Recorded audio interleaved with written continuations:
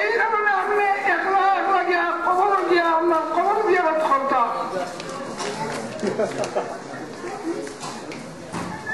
মা এবং বাবা একটা সন্তান বলছে, এক সন্তান বলার পরে সন্তানের পিছনে কি করে পরিমাণ খেদমত করছে। আল্লাহ রাসূল ফরমাইলেন, আমার উম্মতগণ, তোমরা মা বাবার কবর জিয়ারত করো। প্রত্যেক ফরজ নামাজের মধ্যে তোমরা করো রব্বিরহামহুমা কামা রাব্বায়ানি সগীরা। ইংরেজের বিধান, খ্রিস্টানের বিধান, মানুষ মরলে পরে তারা নীরবতা পালন করে।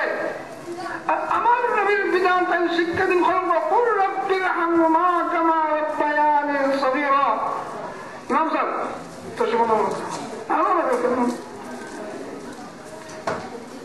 ইসলামের শিক্ষা দেয়, তোমরা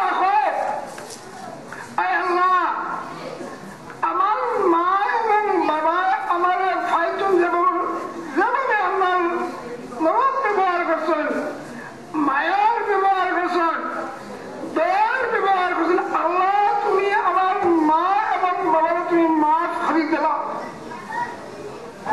বাচ্চার চৌকুর বাড়ি আইতে দেরি হয়, কিন্তু আল্লাহর রহমত আইতে দেরি হয় না। সন্তানে তার মা এবং বাবার লাগে দোয়া করলে আল্লাহ এই সন্তানের মা বাবা আল্লাহ মাফ করে দেয়। কানবী রহমতুল্লাহ আলাইহি প্রায় ১,৫০০ কিতাব লেখছেন। এক ঘটনা লেখেন, এক বেটা আছেন দোকানদার, ব্যবসায়ী বেটা আছে, আর বেটা তার বাচ্চা নেই, কোরআন শরীফ পড়াইছে, হাফিজে কোরআন বানাইছে। জনাব নবী করিম সাল্লাল্লাহু আলাইহি ওয়াসাল্লাম ফরমায়, আমার যে উম্মতে তার একটা বাচ্চারে হাফিজে কোরআন বানাইব, আর এই বাচ্চা আপনার আমল করতে হইব, ইবাদত করতে হইব, আর হে কোরআন শরীফ লইয়েছি মত পারে তার বংশ 10 গুণ যারা নামে দুজোর লিস্টন হয়ে গেছে গিয়া, দুজোর কাজ পাই নিছেন টেনশন দুজোর হয়ে থাকি। আল্লাহ এই বাচ্চার সুপারিশের কারণে কমপক্ষে আর বংশ 10 জন মানুষের মাফ করে দেব। আল্লাহ হাকিমুল উম্মাত কানবী রহমতুল্লাহ আলাইহি ফরমায়, এক বেটায় তার বাচ্চারা হাফিজে কোরআন বানাইছে। হাফিজে কোরআন বানানির পরে বেটা মারা গেছে। ও বাচ্চা আপনার প্রত্যেক দিন, প্রত্যেক শুক্রবারে আসর পরে মাগরিবের আগে দোকান বন্ধ করিয়া তার বাবার রুহে উঠে সূরা ইয়াসিন শরীফ পড়ে। আমি শুক্রবার আইলেই বেটার চেনা আপনার উজ্জ্বল হয়ে যায়গি, চাঁদের মতো উজ্জ্বল হয়ে যায়গি। বাকি মুর্দা হয়ে কারণ বাবা তোমার চেনা এত সুন্দর এখানে, আমার ছেলে আমার রুহের উঠে সূরা ইয়াসিন শরীফ পড়বো। তোমার বাচ্চা পড়লে তুমি পাই পাইনি, আমরা তো পাই। এই কারণে ফকিহুল উম্মাত, ফকিহুল হিন্দ হযরত রশিদ আহমদ গঙ্গোহী রহমাতুল্লাহ আলাইহি ফরমান যে আপনি কবরে গিয়া সূরা ইখলাস যদি 3 বার পড়ো বা কোনো দোয়া আমরা পড়ো, সূরা ইয়াসিন শরীফ পড়ো, তাহলে সমস্ত মুর্দারে সমানভাবে সওয়াব পাইব। আমরা মনে করি পাক করি বলবা, মুফতি আল্লাহ হইল শেষ সিদ্ধান্ত হইল আপনি আমার বাবার উপরে সূরা ইয়াসিন শরীফ দিয়া পড়ছো পাবো না। এখানে 10,000 মানুষের খবর আছে, আপনার কবরস্থান 1000 মানুষের খবর আছে।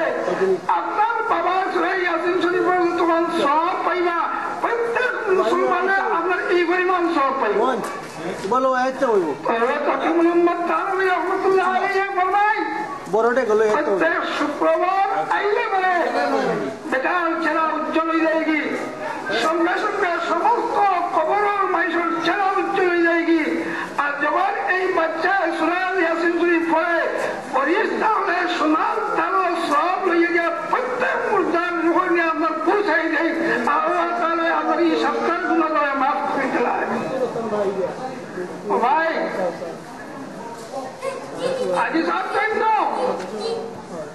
বাচ্চারা বানাইছেন, দিনদার বানাইছেন। বাচ্চাদের গানের মজলিস না করিয়া একটা দিনদারি মজলিস করা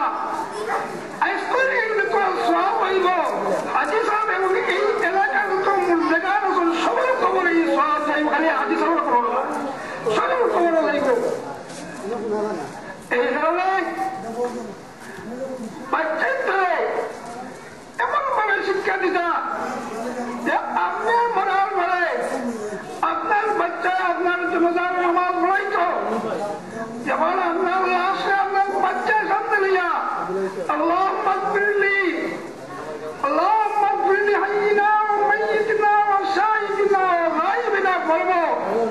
আর তার দিল তার সামনে তার বাবা, আর তার দিন থেকে যেভাবে আইব আল্লাহ পাক রব্বুল আলামিন এই বাচ্চার কাকুতিয়ার মিনতির কারণে তার মুজারে আল্লাহ মাফ করে দেব।